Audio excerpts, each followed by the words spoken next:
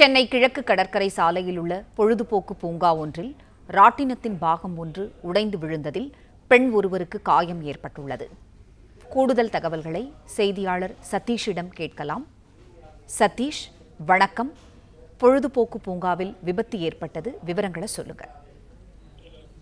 சென்னை கிழக்கு கடற்கரை சாலை காணத்தூர் பகுதியில் உள்ள தனியார் பொழுது பூங்காவில் தான் இந்த சம்பவம் நடந்துள்ளது. கடந்த 13ஆம் தேதி கல்லூரி மாணவர்கள் சுமார் ஒரு 80 பேர் காணத்தூர் பகுதியில் உள்ள தனியார் பொழுது பூங்காவிற்கு சுற்றுலா சென்றுள்ளனர்.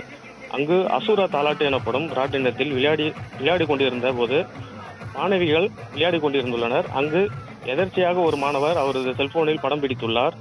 வீடியோ எடுக்கும் பொழுதே அந்த ராட்டினத்தில் இருந்த ஒரு பகுதி ராட்டினத்தில் விளையாடி கொண்டிருந்த ஒரு மாணவியின் தலையின் மீது விழுந்துள்ளது. தலையில் பலத்த காயமடைந்த அந்த மாணவியை அங்கு உள்ளவர்கள் தனியார் ஆம்புலன்ஸ் மூலம் ஏற்றி தனியார் மருத்துவமனைக்கு சிகிச்சைக்காக அனுப்பியுள்ளனர்.